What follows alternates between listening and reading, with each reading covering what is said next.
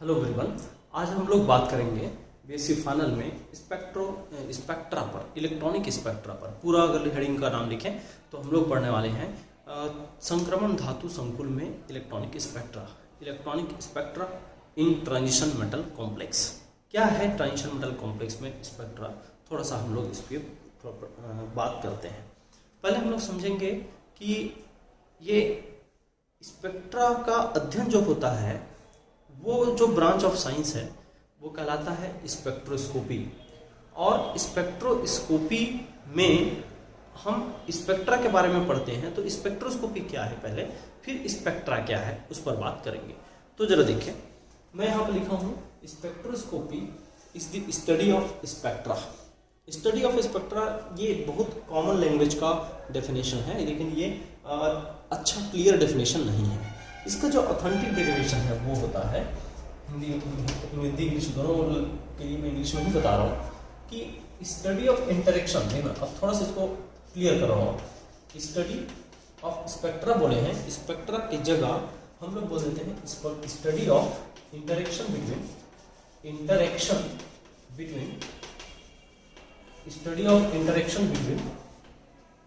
Light and matter. Study of interaction between light and matter, ठीक है। तो ये लाइट एंड मैटर का यहाँ तक interaction between light and matter, यही स्पेक्ट्रा का बड़ा रूप है, या स्पेक्ट्रा का थोड़ा सा विस्तृत या विस्तार रूप है। तो मैं क्या बोल रहा हूँ, देखें मैं बोला कि स्पेक्ट्रोस्कोपी में ही हम इलेक्ट्रॉनिक स्पेक्ट्रा का अध्ययन करेंगे। तो इलेक्ट्रॉनिक स्पेक्ट्रोस्कोपी एक ब्रांच है, फिजिक्स का हो सकता है, केमिस्ट्री का हो सकता है, कहीं भी यूज हो सकता है, बायोलॉजी में भी यूज होता है ये। तो spectroscopy is a branch in which study of spectra is done. या लिख सकते हैं study of interaction between light and matter is spectroscopy. तो ये यहाँ हिंदी वगैरह इसका मीनिंग क्या है भाई? हिंदी में मीनिंग ये है कि आप प्रकाश और पदार्थ दोनों के बीच के प्रतिक्रिया, टकराएगा प्रकाश तो क्या क्या घटना होगा, इस प्रतिक्रिया का या इस इंटरेक्शन का जो अध्ययन है वही स्पेक्ट्रोस्कोपी कहलाता है। ये एक बात याद रखिएगा। अब स्पेक्ट्रोस्कोपी में स्पेक्ट्रा आ रहा है, स्पेक्ट्रा। तो स्पेक्ट्रा का क्या मीनिंग? तो ये interaction between light and matter है। हाँ, हमेशा क्या होता है कि कोई भी पदार्थ, ये सैंपल है और सैंपल बोलो या सब्सटेंस बोलो, इस पर हम लाइट को इंसिडेंट कराते हैं। कोई भी पदार्थ जिस पर लाइट इंसिडेंट होता है, लाइट इंसिडेंट होने के बाद इस लाइट का यहाँ जो इमेज बाहर जो निकलता है उस लाइट का अध्ययन किया जाता है। इसका हम स्पेक्ट्रा बनाते हैं लाइट का। तो जो अंदर लाइट आता है वो इंसिडेंट लाइट का ज्यादा अध्ययन न करके हम जो निकलता है पदार्थ से उसकी अध्ययन करते हैं। तो सीधा सा बात यह है कि लाइट इस पदार्थ पर आता है और पदार्थ के जो सैंपल है उस सैंपल के सारे स्ट्रक्चरल इंफॉर्मेशन है ना, इलेक्ट्रॉनिक इंफॉर्मेशन, जो भी इंफॉर्मेशन है जो हमको चाहिए उस इंफॉर्मेशन को यहाँ पर दे देता है। और इस इंफॉर्मेशन को फिर रीड करने के लिए कुछ डिटेक्टर वगैरह लगा के, यहाँ देखो इस लाइट का सोर्स होता है, सैंपल होता है, डिटेक्टर होता है। तीन चीज मुख्य होते हैं है ना किसी भी स्पेक्ट्रोस्कोपी के इंस्ट्रूमेंट में, ठीक है। तो सोर्स से लाइट आएगा, फिर सैंपल होता है, और यहाँ पर जो निकलने वाले लाइट है उस निकलने वाले लाइट को पहचान करने के लिए, उसको पढ़ने के लिए, वो कोई लाइट को पढ़ना भी इतना आसान काम नहीं है। तो उसके लिए एक बाकायदा पैनल डिजाइन करते हैं जो उस पर्टिकुलर वेव का सिग्नल हमको दे दे, और उस सिग्नल के सेंस में हम यहाँ पर डिटेक्टर मॉडिफाई करते हैं, ठीक है। अब ठीक है कि हमको एक स्पेक्ट्रोस्कोपी के बारे में एक इंफॉर्मेशन मिला, ठीक है भाई।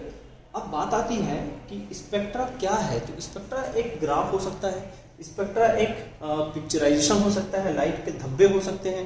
तो वो इस जो निकलने वाले लाइट का जो किसी फिल्म पर या किसी पैटर्न पर अरेंजमेंट ही क्या करता है, स्पेक्ट्रा है। लेकिन स्पेक्ट्रा में केवल इतना बोल देना काफी नहीं था, इस डेफिनेशन में पूरा क्लियर होता है। इंटरेक्शन, लाइट और सैंपल के बीच इंटरेक्शन से जो रिजल्ट होगा वही क्या है, स्पेक्ट्रा है। तो ये डेफिनेशन पूरा ज्यादा डिटेल बताता है हमको, ठीक है। अब ठीक है, ये स्पेक्ट्रा के बारे में हल्का इन्फॉर्मेशन हो गया, ठीक है भाई। दूसरा, स्पेक्ट्रोस्कोपी का मुख्य काम क्या है? स्पेक्ट्रोस्कोपी का मुख्य काम है जो सैंपल रखे हैं उसकी स्ट्रक्चर, उसकी इलेक्ट्रॉनिक व्यवस्था, उसके बारे में जो जो इन्फॉर्मेशन हो सकता है जो इस स्पेक्ट्रा से रिलेटेड है वो निकालना है ना। अब हम बात करते हैं स्पेक्ट्रा के प्रकार पर। स्पेक्ट्रा दो प्रकार के मुख्यतः होते हैं, है ना। Types of spectra, types of spectra. अच्छा ये याद रखें, इलेक्ट्रॉनिक स्पेक्ट्रा बोले हैं तो इलेक्ट्रॉनिक स्पेक्ट्रा कोई और नहीं होगा, यही है electronic spectra. Most of spectra he electronic spectra है। हमको कहने का मतलब है जो इलेक्ट्रॉन के कारण जो स्पेक्ट्रा डेवलप होगा वो इलेक्ट्रॉनिक स्पेक्ट्रा है, लेकिन डेफिनेशन वगैरह सब कॉमन है, टाइप भी कॉमन है। टाइप्स ऑफ स्पेक्ट्रा, स्पेक्ट्रा अगर इन दोनों टाइप के लाइट आने वाला और जाने वाला के बेस पर अगर मैं देखूं तो स्पेक्ट्रा मुख्यतः दो प्रकार के होते हैं। स्पेक्ट्रा मुख्यतः दो प्रकार के होते हैं। एक को हम लोग बोलते हैं अवशोषण स्पेक्ट्रा, एक का नाम है अवशोषण स्पेक्ट्रा और दूसरे का नाम है उत्सर्जन स्पेक्ट्रा। अवशोषण स्पेक्ट्रा और दूसरे का नाम है उत्सर्जन स्पेक्ट्रा। उत्सर्जन स्पेक्ट्रा, एक अवशोषण स्पेक्ट्रा और दूसरा उत्सर्जन स्पेक्ट्रा, ठीक है। इंग्लिश में लिखता हूं एब्जॉर्प्शन स्पेक्ट्रा, एब्जॉर्प्शन स्पेक्ट्रा और दूसरा है इमिशन स्पेक्ट्रा।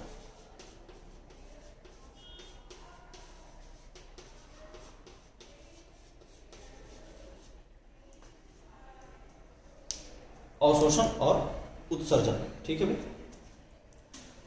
स्पेक्ट्रा दो प्रकार के होते हैं मुख्यतः, एक अवशोषण स्पेक्ट्रा कहलाता है और दूसरा क्या कहलाता है उत्सर्जन स्पेक्ट्रा।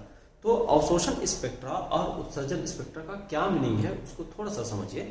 देखिए भाई दोनों प्रकार के स्पेक्ट्रा में ऐसा होता है कि एक सैंपल होता है, सैंपल पे लाइट पड़ता है यहाँ पर, और दोनों में लाइट का अवशोषण होता है ना।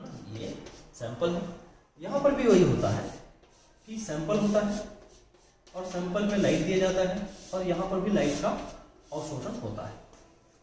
कुछ लोग बोल देते हैं कि जैसे नाम से समझ में आ रहा है कि अवशोषण, ऐसा सोच रहे हो कि अवशोषण मतलब अवशोषित होगा, उत्सर्जन मतलब उत्सर्जित बस होगा, ऐसा नहीं है भाई। अवशोषण और उत्सर्जन दोनों जरूरी है अगर उसको हम स्पेक्ट्रा बोल रहे हैं तो स्पेक्ट्रा शब्द यहाँ भी है, स्पेक्ट्रा शब्द यहाँ भी है, इसका मतलब क्या हुआ, अवशोषण और उत्सर्जन दोनों जरूरी है। लेकिन अवशोषण तो लगभग समान लाइट वेट दिख रहा है, ये अंदर जो घटना है वो अलग होगा। यहाँ का अंदर जो घटना सैंपल के अंदर जो होगा वो अलग होगा। कैसे अलग होगा कि यहाँ पूरे लाइट हो सकता है ना निकले, और जो लाइट नहीं निकला उसके जगह में वो काली पट्टियां दे दे, काली पट्टियां, ब्लैक स्ट्रिप, है ना। मतलब कुछ अंधेरा भाग दिखे या कुछ अंधेरी पट्टियां दिखे, ब्लैक पट्टियां दिखे, और कुछ लाइटें बाहर निकली और कुछ जगह खाली पट्टियां मिली। इधर की बात करता हूँ तो सारे लाइट जितना ऑब्जॉर्व हुआ पूरा का पूरा बहुत अच्छे से चमकीली या पहले से ब्राइटनेस बढ़ गई और ब्राइट लाइट बाहर निकला और सारी पट्टियां सभी समस्त प्रकाश का उत्सर्जन हुआ। तो यहाँ पर क्या होता है, ये जो काली पट्टियां है, जो मिसिंग लाइट है ना, जो लाइट मिस हुआ या अंदर ऑब्जॉर्व हो गया, उस लाइट के इंफॉर्मेशन, किस लाइट को ऑब्जॉर्व किया, किस वेवलेंथ को ऑब्जॉर्व किया, इस इंफॉर्मेशन से ही हम यहाँ का इस सब्सटेंस के बारे में जानकारी हासिल कर लेते हैं, ठीक है। जबकि यहाँ क्या होता है, लाइट जो अवशोषित हुआ उसने पूरा लाइट को उत्सर्जित कर दिया और सारे लाइट चमकीले लाइन मिला। तो क्या होगा, यहाँ पर मैं लिख सकता हूँ कि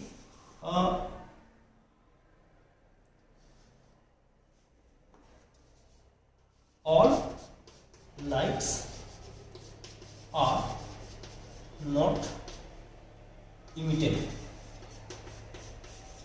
हिंदी में सभी प्रकाश उत्सर्जित नहीं होते, उत्सर्जित नहीं होते, ये लीजिए। और दूसरा पॉइंट, उनके स्थान पर काली पट्टियां मिलती है। In place of them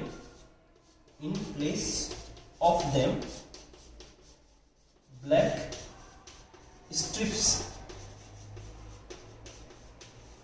present, ठीक है। और उनके स्थान पर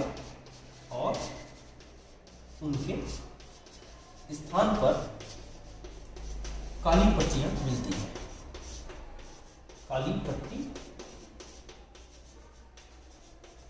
मिलती हैं और उनके स्थान पर काली पट्टियां मिल जाती हैं। ठीक है, क्लियर है बात? हाँ, उधर की बात करते हैं। यहां पर क्या होगा कि सारे लाइट जो अंदर आए वो पूरा का पूरा बाहर निकल गए। तो यहां लिख देता हूं ऑल लाइट्स आर इमिटेड। क्या लिखेंगे? All lights are emitted. सभी लाइट को क्या क्या किए? इमिट किए। सभी प्रकाश का उत्सर्जन हुआ, सभी प्रकाश का उत्सर्जन होता है। ये जो पहला पॉइंट है। दूसरा पॉइंट क्या? जो उत्सर्जित प्रकाश है उनमें हम या उसके स्पेक्ट्रम में देखना चमकीली लाइन निकलता है। तो यहां लिख देते हैं कि ब्राइट स्ट्रिप्स या ब्राइट लाइंस ऑब्जर्व, है ना। हमको क्या मिलता है? चमकीली रेखाएं मिलती है, चमकीली रेखाएं मिलती है। ठीक है भाई, चमकीली रेखाएं मिलती है। बहुत सारे स्पेक्ट्रोस्कोपी। अब देखना एक एग्जांपल, जैसे यहाँ लिख देता हूँ। यहाँ एग्जांपल कौन है? अवशोषण में। तो अवशोषण में है rotational spectra, rotational spectra, Hindi में लिख देना घूर्णन स्पेक्ट्रा। वो हमारे सिलेबस में है, आगे पढ़ेंगे। तो घूर्णन स्पेक्ट्रा है। उत्सर्जन स्पेक्ट्रम में कौन है? तो उत्सर्जन में ये मुख्य, यहाँ से देखा जाए उत्सर्जन में तो हाइड्रोजन स्पेक्ट्रा। ये मैं एक टाइप बना के दे दिया हूँ। उत्सर्जन स्पेक्ट्रम में हाइड्रोजन स्पेक्ट्रा। इस तरह से ये मुख्य दो टाइप होते हैं। ठीक है, अब हम लोग क्या करेंगे? अब संक्रमण के बारे में पढ़ेंगे कि वो मुख्यतः क्या होता है। इलेक्ट्रॉनिक स्पेक्ट्रा पर फोकस रहेगा पूरा। ये कॉमन पॉइंट है सब सारे स्पेक्ट्रोस्कोपी टेक्निक के लिए। लेकिन अब हमारी फोकस मुख्य रूप से रहेगा इलेक्ट्रॉनिक स्पेक्ट्रा पर। ठीक है, तो पहले आप इतना नोट करें। देखिए, इलेक्ट्रॉनिक संक्रमण क्या है, इलेक्ट्रॉनिक संक्रमण के प्रकार, उन पर हम बात करते हैं। पहले तो इलेक्ट्रॉनिक संक्रमण लिखा हुआ और इसी में मैं प्रकार की बात करूंगा। सीधा सा है कि इलेक्ट्रॉन अपनी मूल अवस्था से जब ऊर्जा लेकर उच्च अवस्था में चले जाए या अपने ऊपरी ऊर्जा में चले जाए, ऊर्जा स्तर बदल दे या निम्न ऊर्जा स्तर से उच्च ऊर्जा स्तर में चल दे, तो हम उसको, इस घटना को बोलते हैं इलेक्ट्रॉन का संक्रमण। इलेक्ट्रॉन का उत्तेजन भी बोल सकते हैं, एक्साइटेशन भी बोल सकते हो, और दूसरा संक्रमण भी बोलते हैं। ठीक है, क्या हुआ भाई? अगर मैं इसका डेफिनेशन जैसा कुछ समझाऊं तो मान लो ये दो इलेक्ट्रॉनिक ऊर्जा स्तर है, E1 है, E2 है, ऐसा कुछ मैंने लिख लिया है। इलेक्ट्रॉन फिलहाल यहाँ पर था और वो जैसे ही हमने इसको ऊर्जा दिया, कोई एनर्जी दिया, तो ये क्या कर गया? इस ऊर्जा स्तर से उठ के आपको अगले ऊर्जा स्तर में जाता हुआ दिखा। कहने का मतलब यहाँ चल दिया, यहाँ से लेके कहाँ चल दिया? ऊपर चल दिया। तो इसका मतलब ये हुआ कि ये इलेक्ट्रॉन संक्रमित हो गया, निम्न ऊर्जा स्तर से उच्च ऊर्जा स्तर की ओर संक्रमित हो गया। ठीक है, तो मैं बोलता हूँ इसको इलेक्ट्रॉन का उत्तेजन या इलेक्ट्रॉन का संक्रमण। तो इलेक्ट्रॉन हमको संक्रमित होता हुआ दिखाई दे रहा है। तो यहाँ इस घटना में देखिए क्या हुआ कि यहाँ पर एक ऊर्जा की आवश्यकता है ना, जो हमको कहाँ से मिल रहा है? बाहर से मिल रहा है। लेकिन ये कितनी ऊर्जा की आवश्यकता है? तो हमको यहाँ से दो ऊर्जा स्तरों के अंतर के बराबर ऊर्जा स्तर की आवश्यकता है। कहने का मतलब E2 माइनस E1 है। ठीक है, तो ये एक ऊर्जा स्तर हमको यहाँ पर आवश्यक दिखाई पड़ रहा है। क्लियर है? तो मैं अब इलेक्ट्रॉनिक संक्रमण को कैसे परिभाषित करूं, कैसे डिफाइन करूं? तो डिफाइन इतना सिंपल है कि जब इलेक्ट्रॉन निचली ऊर्जा स्तर से उच्च ऊर्जा स्तर में उस ऊर्जा के अवशोषण द्वारा चले जाता है, तो यह घटना इलेक्ट्रॉनिक संक्रमण कहलाता है। इंग्लिश में लिख सकते हो कि excitation of electron from lower energy level to higher energy level with the help of absorption of light is known as excitation of electron या इलेक्ट्रॉनिक ट्रांजिशन। तो यहां मैं लिख देता हूं ऊर्जा अवशोषण द्वारा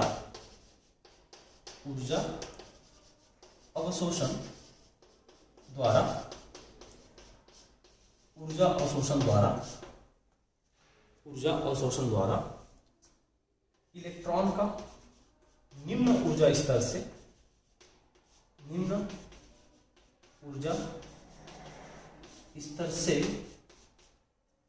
उच्च ऊर्जा स्तर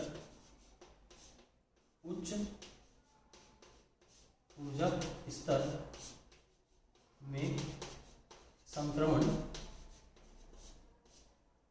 क्या कहलाता है? इलेक्ट्रॉनिक संक्रमण कहलाता है। इलेक्ट्रॉनिक संक्रमण कहलाता है। इलेक्ट्रॉनिक संक्रमण कहलाता है।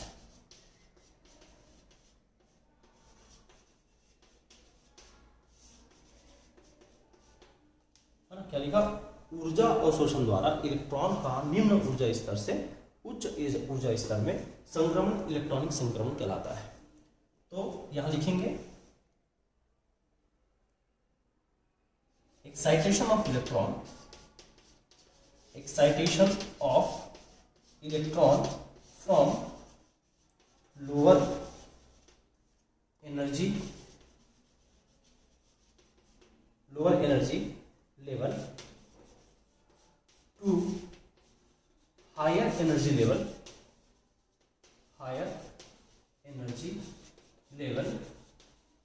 lower energy level to higher energy level is known as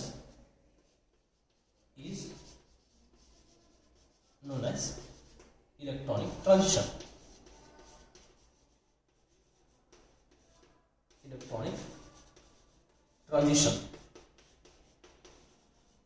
ठीक है, क्या बोला? Excitation of electron from lower energy level to higher energy level is known as electronic transition.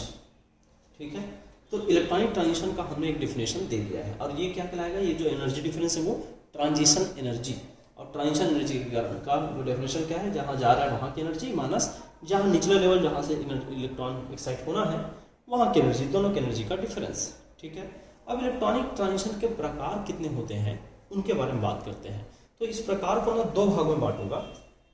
एक ऑर्गेनिक मॉलिक्यूल में बांटूंगा जहां पर हम मॉलिक्यूलर ऑर्बिटल थ्योरी से जो सिग्मा पाई बॉन्ड है ना उनकी बात करेंगे, और एक इनऑर्गेनिक में बांटूंगा जहां पर एटॉमिक लेवल पर हम लोग ऑर्बिटल और एटॉमिक और मॉलिक्यूलर लेवल दोनों की बात करेंगे। तो मैं इसको क्लासिफिकेशन को दो भाग में मुख्यतः बांटता हूँ कि प्रकार में दो तरह से प्रकार बनाऊंगा। ठीक है, तो पहले आप डेफिनेशन नोट करो, फिर मैं प्रकार पे आता हूँ।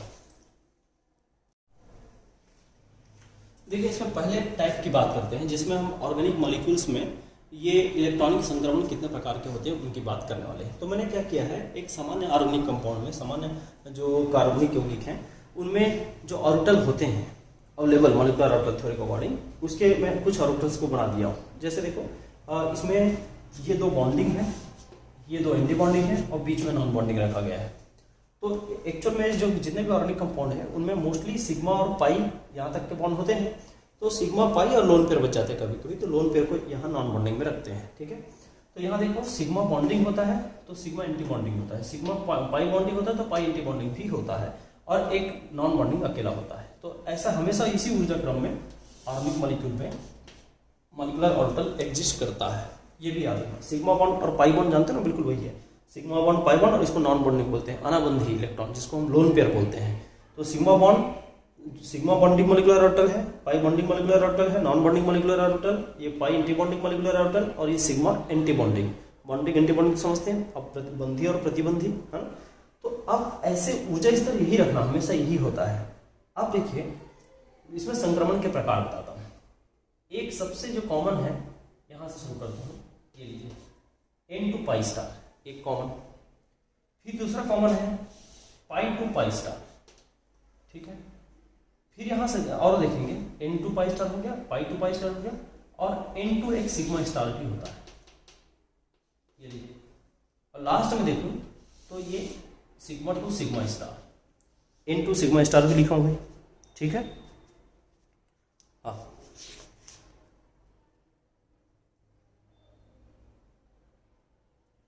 अब जो भी है हमारे पास इससे देखा जाए तो चार प्रकार का संक्रमण हो गया।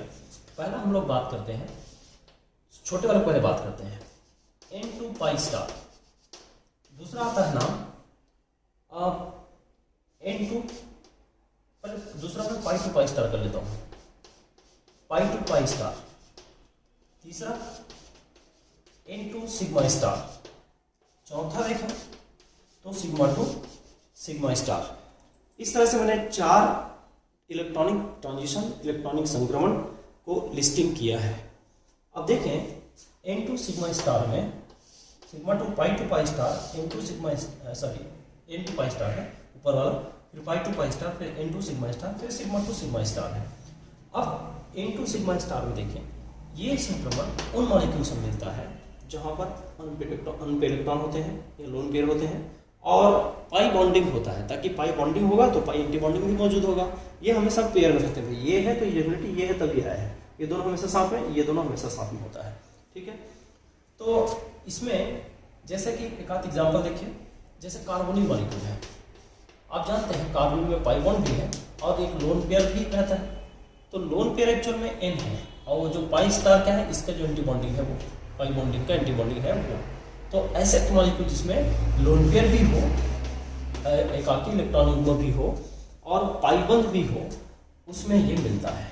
पाई बॉन्ड भी हो उसमें मिलता है, जैसे कीटोन हो गया, है ना, एल्डिहाइड हो गया, ऐसा। तो ऐसा बहुत सारे हैं। ठीक है, दूसरा pi to pi star, pi to pi star उसी मॉलिक्यूल में मिलता है जहां पर सिग्मा के अलावा पाई बॉन्ड और है, लोन पेयर नहीं है, पाई बॉन्ड है। ठीक है, तो यहाँ पर पाई टू पाई स्टार कैसे मिलेगा, यहाँ से देखें, जैसे बेंजीन, बेंजीन में आप देखें सिर्फ और सिर्फ पाई बॉन्ड दिखेगा, सिग्मा सिग्मा तो होगा ही लेकिन उसके अलावा पाई बॉन्ड है ओनली। इथिलीन यहाँ पर पाई बॉन्ड है, ऐसा। ठीक है, फिर यहाँ देखो N2 sigma star, N2 sigma star उनमें मिलेगा जहां पर लोन पेयर हो, लोन पेयर इलेक्ट्रॉन हो और पाई बॉन्ड ना हो।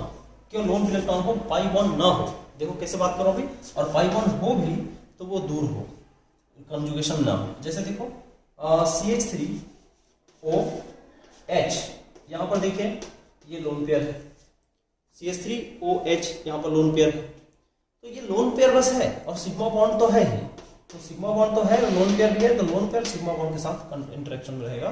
तो N2 सिग्मा स्टार यहाँ पर बात करते हैं। फिर यहाँ देखिए sigma 2 sigma star, sigma 2 sigma star के लिए तो सिग्मा 2 सिग्मा स्टार के संबंध में सोचिए तो यहाँ पर कुछ ना हो, जैसे pure alkane, methane, ethane, pure alkane, यहाँ सिर्फ और सिर्फ सिग्मा है ना, साइक्लोप्रोपेन या साइक्लोहेक्सेन, इस तरह से देखो सिर्फ और सिर्फ सिग्मा है। तो इस टाइप के मॉलिक्यूल में ये सिग्मा 2 सिग्मा स्टार ट्रांजिशन होता है। इस टाइप के मॉलिक्यूल में लोन पेयर भी है, सिग्मा बॉन्ड भी है, तो हम लोन पेयर से सिग्मा बॉन्ड में या सिग्मा एंटी बॉन्डिंग में इलेक्ट्रॉन का ट्रांजिशन करा सकते हैं। और पाई टू पाई स्टार का मतलब है जहां पर पाई बॉन्ड ही हो केवल और केवल, तो यहाँ पर पाई टू पाई स्टार होता है, मतलब पाई के इलेक्ट्रॉन का यहाँ से पाई लेवल से पाई लेवल में ट्रांजिशन, क्योंकि पाई भरा हुआ मिलता है और पाई एंटी बॉन्डिंग खाली मिलता है। एंटी बॉन्डिंग मोस्टली खाली रहता है, ये दोनों खाली रहेंगे, ये दोनों भरे हुए रहते हैं अगर है तो। ठीक है, तो ये एक प्रकार का ऑर्गेनिक मॉलिक्यूल में ट्रांजिशन हो गया है। अब इसी में जब हम इनऑर्गेनिक कॉम्प्लेक्स में, जो हमारा मुख्य टॉपिक है, हमको पढ़ना था इनऑर्गेनिक कॉम्प्लेक्स में, तो हम उस पर आते हैं, वो ज़्यादा हमारे काम का चीज़ है। तो पहले इनको नोट करिए, फिर मैं उस पर आता हूँ। देखिए इनऑर्गेनिक मॉलिक्यूल में अब ट्रांजिशन कैसे होता है, हम खासकर हम कोऑर्डिनेशन कॉम्प्लेक्स में फोकस करेंगे। इसमें मैं 2-3 टाइप लिख रहा हूँ, पहला 3 टाइप लिखूंगा मुख्यतः। एक है DD संक्रमण, DD संक्रमण, ठीक है, इंग्लिश में बोल सकते हो DD ट्रांजिशन। दूसरा है आवेश स्थानांतरण, आवेश स्थानांतरण जिसको लिखते हैं चार्ज ट्रांसफर या चार्ज ट्रांसफर लिख दो इंग्लिश में, चार्ज ट्रांसफर, ये मुख्य 2 टाइप है। अब इनमें इसमें पहले फिर इसमें बात करते हैं। इसको हम बोल सकते हैं DD ट्रांजिशन। DD ट्रांजिशन क्या है, DD ट्रांजिशन थोड़ा सा देखें।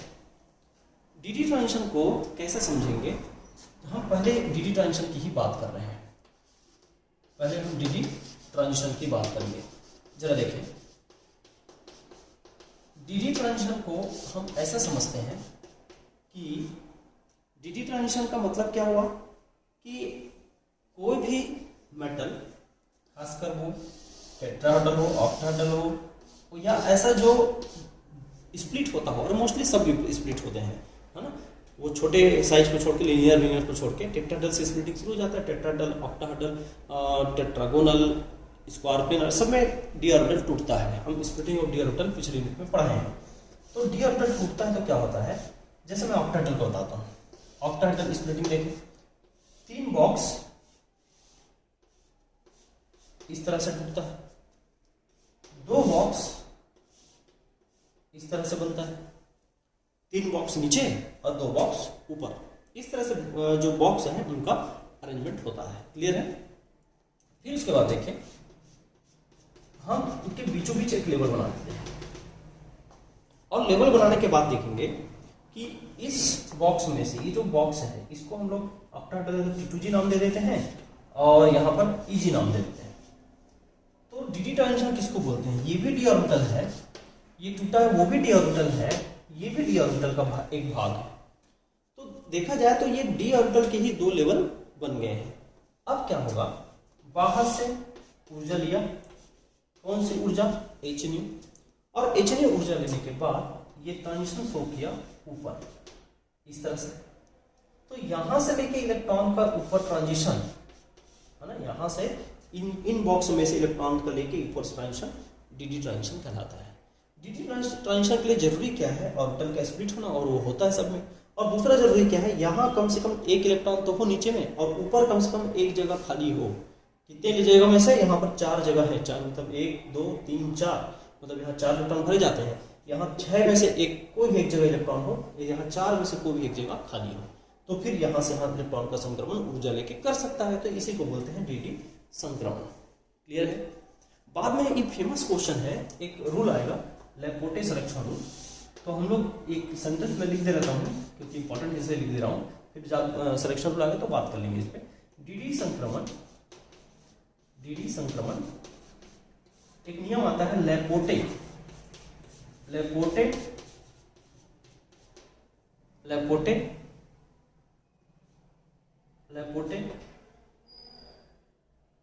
फॉरबिडन है, लैपोटे वर्जित संक्रमण है हिंदी में, लैपोटे वर्जित। लैपोटे नियम के हिसाब से ये फेल है या नहीं होना चाहिए, तो इसको बोल देते हैं D transition is Laporte forbidden. English में लिखना है तो लैपोटे फॉरबिडन। ठीक है, ये हो गया डी संक्रमण के बारे में। ठीक है भाई, इसको दूसरे शब्दों में लैपोटे फॉरबिडन बोल दो। एक और शब्द है लैपोटे फॉरबिडन,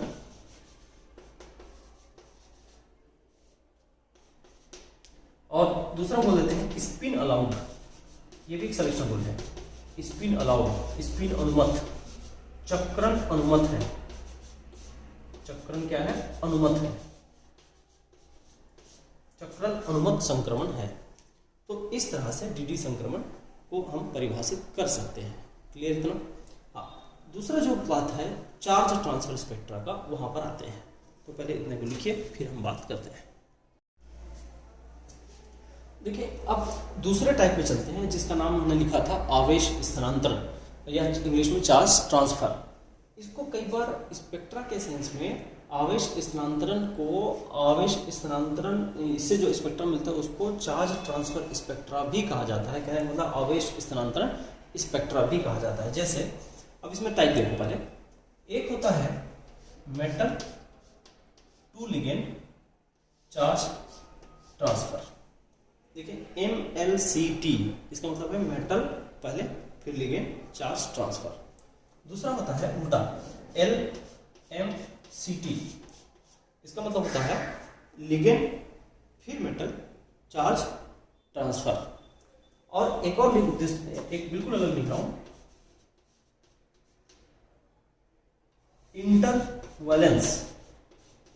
इंटरवैलेंस चार्ज ट्रांसफर। हिंदी नाम में बात करूंगा थोड़ी देर में। एक और लिखिए, लास्ट चौथा लिखिए, 4 टाइप लिखते हैं। इंट्रालिगेंड चार्ज ट्रांसफर, इंट्रालिगेंड चार्ज ट्रांसफर, ये मैंने इंग्लिश नाम लिख दिया है हर जगह। ठीक है, थोड़ा और क्लियर करते हैं। ये दोनों आपस में एक जैसे हैं और ये दो बिल्कुल अलग है। कैसे कैसे होता है जरा देखिए। यहां होता है जब मेटल और लिगेंड के बीच बॉन्डिंग हो, तो मेटल और लिगेंड के बीच बॉन्डिंग में कुछ लिगेंड ऐसे हैं जो दो तरह बॉन्ड करते हैं, एक पहला सिग्मा बॉन्ड और दूसरा पाई बॉन्ड, और कोऑर्डिनेट होते हैं दोनों तरह के। तो इसकी जो लिगेंड टू मेटल जो सिग्मा बॉन्ड है उसमें तो कोई डाउट ही नहीं है, ये इस दिशा में कोऑर्डिनेट बॉन्ड होंगे। लिगेंड टू मेटल जो सिग्मा बॉन्ड होगा उसमें कोई डाउट नहीं है, ये इस दिशा में कोऑर्डिनेट बॉन्ड होंगे। लेकिन मेटल और लिगेंड के बीच में जो पाई बॉन्ड है उसके दो दिशा होते हैं। पहला यहाँ देखें, मेटल और लिगेंड, पहला सिग्मा पहले जैसे रखिए, इसमें कोई डायरेक्शन चेंज करने की जरूरत नहीं, फिक्स है। लेकिन जो पाई बॉन्ड है वो याद रखें, मेटल टू लिगेंड हो सकता है, मतलब मेटल से लिगेंड की ओर। ये पाई बॉन्ड को फोकस करिएगा, पाई बॉन्ड का डायरेक्शन कैसे, मेटल से लिगेंड की ओर। तो पहले लिखते हैं मेटल, फिर लिगेंड और चार्ज ट्रांसफर। पाई इलेक्ट्रॉन को फोकस करना है। दूसरा, अगर इधर के लिए लिखूं तो क्या होगा, यहाँ मेटल और यहाँ लिगेंड। फिर यहाँ देखिए, मेटल और लिगेंड में से एक सिग्मा बॉन्ड यहाँ बनेगा, एक सिग्मा बॉन्ड यहाँ पे बनेगा। पाई बॉन्ड के सेंस में पाई बॉन्ड ऐसे होगा, ये पाई बॉन्ड है, पाई बॉन्ड ऐसे। मैं क्या बोल रहा हूँ, मेटल और लिगेंड में लिगेंड से मेटल सिग्मा का डायरेक्शन फिक्स है। अब देखो पाई का डायरेक्शन इसके उल्टा है, तो इसमें क्या होगा, पाई का डायरेक्शन पहले लिगेंड से मेटल, तो लिगेंड पहले लिखे मेटल बाद में लिखे, तो लिगेंड टू मेटल ऐसा बोल सकते हैं। देखिए तो सीधा सा बात है। अब इस पाई बॉन्ड को फोकस करिए। इस पाई बॉन्ड के लिए, इस पाई बॉन्ड के लिए मेटल के पास भरे एक्स्ट्रा इलेक्ट्रॉन पेयर होना चाहिए, इलेक्ट्रॉन रिच होना चाहिए मेटल को, तब वो इलेक्ट्रॉन दे पाएगा।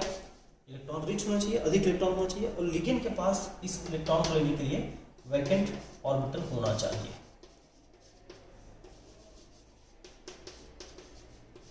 वैकेंट ऑर्बिटल होना चाहिए।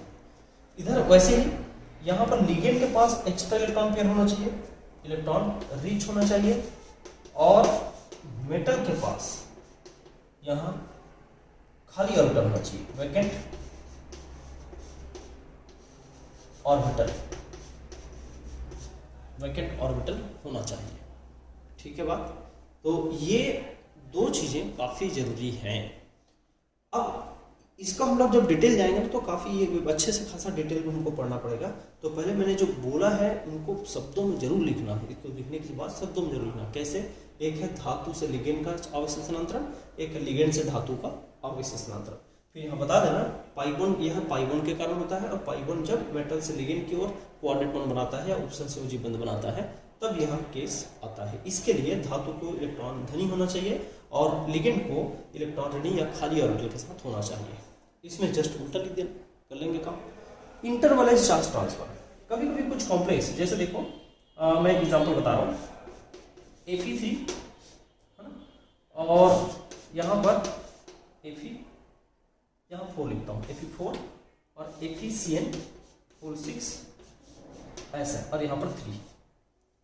इस लिगेंड को देखना तो होता क्या है, यहाँ जब आप जाओगे तो इसको जो आयनाइज करोगे तो कैसे दिखेगा, इसमें देखना चार्ज जो है आयरन वो 3+ चार्ज होता है, और जो कॉम्प्लेक्स है पूरा उसको देखो FeCN6 और बाहर में 4- होता है। तो अगर आप ऑक्सीडेशन स्टेट आयरन का इस अंदर वाले आयरन को निकालोगे तो यहाँ 2+ आता है, और ये ऑलरेडी 3+ है, तो 2+ से 3+ की ओर इलेक्ट्रॉन का ट्रांसफर होता है। तो ऐसे को बोलते हैं इंटरवैलेंस चार्ज ट्रांसफर। इंटरवैलेंस का मतलब होता है अंतर संयोजी, है ना, अंतर, इसके हिंदी नाम लिख सकता हूँ अंतर संयोजी। इसका मतलब क्या हुआ, संयोजी, दो अलग अलग संयोजकता के धातुओं के बीच इलेक्ट्रॉन ट्रांसफर। एक ही संकुल में दो अलग अलग संयोजकता के धातुओं के बीच इलेक्ट्रॉन ट्रांसफर, ये इसका अंतर संयोजी कहलाता है। इंट्रालिगेंड, कुछ लिगेंड ऐसे होते हैं जैसे हम 5वीं यूनिट में पढ़ने वाले हैं, पोरफायरिन लिगेंड। ये इतना बड़ा लिगेंड होता है ऐसा, देखिए